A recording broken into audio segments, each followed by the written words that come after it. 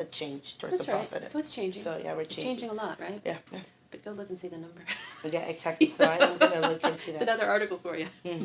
What I did want to ask you about is your Sorry, back to the border. LTC program, right? This Yeah, is it is. This is us. What is all this about? I don't know. What is this about? It's Rudy. I know it's a transportation. So this would be. That's Rudy. Rudy, okay. So That's I might Kathleen. give you him later. Hi, how are you? That's Bill Leonard. He was the founder of the center. It's been around for about 12 years now. I've been the executive director about 3 or so, and we recreated and reworked it. And we have 3 / 4 main areas in which we're working. One is community education, community development. One is education, workforce development. And then we have a research program. And this year we're really building out and thinking about our research program. Oh. And so the idea is to, transportation it's everything, right? It's a lot part of the border. It's a lot part of, so I kind of bring that in. And, I've done a lot of environmental studies, a lot of environmental work. So there's a big part of transportation and environment. There's a big part of transportation and land use and housing. There's a big part of transportation in thinking about, again, these supply chains and what does it mean for communities, not so much the supply chain work. I don't do logistics and supply chain, but I'm doing a lot of the community development, quality of life issues. And then thinking about how technologies, which I think is an interesting part of this, right? How do new technologies, how are they really going to change our society? And what does it mean for transportation? Yeah. And one of the things I'm trying to push is new technologies in transportation in the border. So what happens when you have your autonomous vehicle and you drive to Tijuana? What are you doing? Yeah. I'm thinking you're getting out of that car. We need more parking lots at the border. Right. You don't have to have as many lanes because people aren't going to be driving across. Yeah, But we need parking lots. What are you even doing? I mean, they might. I was talking to a friend in Mexicali a week or so ago.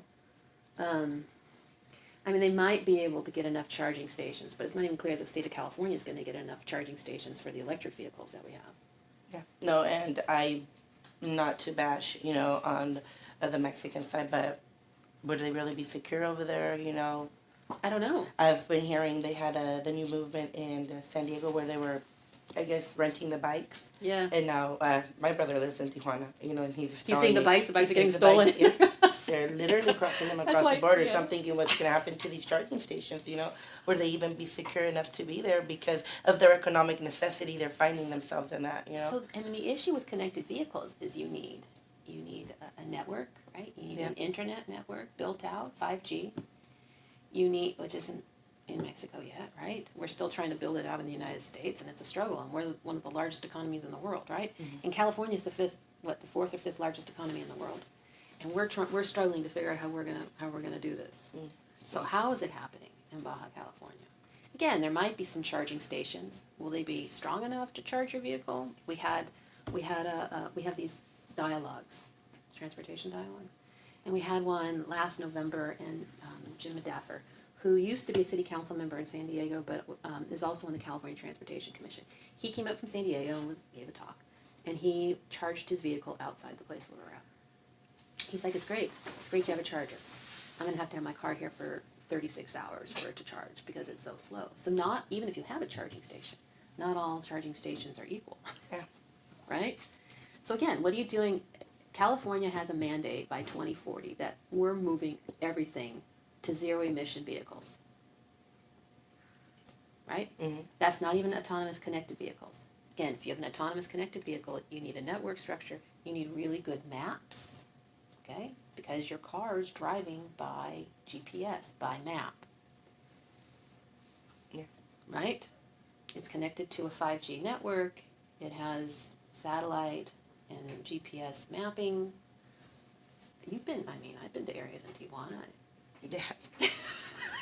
Driving. There's no map. Driving, aware of the situation and knowing the city, I still, run into opposite way streets. You know how they have their... Yeah, so I know. I can't. There's streets with no names over there. No, so I know. I think they have a name someplace. I don't know where. But more like in the colonias. Yeah, I know. Yeah. But there's anyways. I know they have a name to them, but maybe I don't know. Maybe there are some informal streets that aren't right, that they just that were never mapped. There could be. Yeah, I wasn't meaning that, but you're right on that too. Because That's Tijuana another, has, yeah. yeah, because Tijuana has a lot of informal housing. Mexicali doesn't have that. They have, Mexicali, talks about they have 100% housing coverage, which they do. It's not great housing. I've never traveled to Mexicali. That is one of my. I've gone to Tecate, which is another, I guess, border town. They have a border crossing there. I was just there. Really nice. I like Tecate better than So what? both of them, or Ensenada, but that's I like Tecate a lot. Yeah. Think about buying a house. More calm and. It's calm. My mom has a lot with a trailer in there. We don't stay there, but I go and visit the lot and make sure that everything's. And I think her investment went up too. So I'm thinking that approximately, with as society grows and everything, Tecate's going to grow a lot more and people are sleeping on Tecate. Yeah. It's a good area to buy because it's not as crowded. It's as Tijuana. It's not as far. I think there's still a good, connection to the U.S. So that's just my theory. It has, no, it is. There is some fear because Tijuana is just growing and it's seeping into Tecate. Yeah. It's just getting closer and closer. And that there used to be a fairly large like rural or non-developed area between the two municipalities, and it's really disappearing. Yeah, I see more. You're right. I do see more and more little stores along the way. Before there was nothing. Nothing. Yeah. And Otay is just creeping, and they're going to build Otay East now. Oh. Brand new border crossings coming into the east side. Mm-hmm. So, yeah, and it's funny how these things connect. So when I first came here, that was a couple of years ago, one of the first things I was hearing, because this area asked for money from the federal government, and you probably have to go, but for the state I'm checking that recording. For the state of California, for this area, and each region has to compete, and there was very few funds that actually came. This was when Obama was still president. Very few funds that actually came to California for whatever reason that year, and all of the money for Southern California went to the Otay East border crossing, and people here were like, "What happened to us?" Right? So, because there was it takes a long time for the U.S. to gather the money from presidential budgets to put our border crossings together, as opposed to the Mexican side. That once the U.S. gets settled, and then the Mexicans are like, "Okay, you're done," and then they just pull money from wherever and they just build it. Yeah. So, Mexicali's nice. It's a good town. I've always planning to You should visit. go. So, yeah. You got to go pretty soon though, or otherwise you got to go in the fall. Oh, I don't want to do the summer. Yeah, you're right. I've heard about that. No, I lived there for 10 years. You can't. Yeah, I heard. They have a joke like it's pretty close to like being in hell or something. It's that hot. It's that hot. Yeah, it's hot. Well, I've lived in San Antonio for about 2 years, and it gets hot and humid over there too. Like humid. So I'm kind of used to. Yeah, I was at the opening of the Calexico East border crossing, which is another one. So they had the downtown area, and then they did a commercial crossing, like we did, like in San Diego. They did Otay. They did San Isidro, then Otay. And I think it was the beginning, or it was sometime in the summer, and women's heels melted into the. Oh Lord! Because it's so hot, it melted into the asphalt. Yeah. Wow. It's hot. No, and I'm thinking if we consider what we went through last year, I'm thinking this year. I mean, right now we're having really nice colder weather, but I think we're gonna pay for it. Have a nice, hot summer. We're gonna have a hot winter. I'm thinking. Oh really? I'm thinking it's gonna go that long. Yeah. You think so? Mm. I don't know. Climate right now. Yeah, I know. It's just so weird. I know. Okay. Well, I won't take much of your time. Thank you very, very much. No, you're welcome. It's a pleasure to meet you. It was nice meeting you too. When I read your whole resume, I was like, oh my! I seen you went to the Universidad Autónoma, right? De Baja California. I taught. Oh, you taught there. Oh. Yeah, I taught public policy there.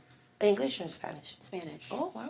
Okay. No, I got my doctorate in El Colegio de Frontera Norte in Tijuana. Oh yeah, that's what I was. In Las Playas. Yeah, that's why I was like, oh, she's from Tijuana. I was like, did I go to school? No, because I did go to school over there. So I'll keep all this and I'll send you a little copy of our report. That would be great. Okay. Yeah, I'd like to see it. And if you have, any other questions or follow-ups, let me know. Thank I'm you, around. Thank I'm you. best to reach by email. Okay. Just so you know. Yes, because thank you very much.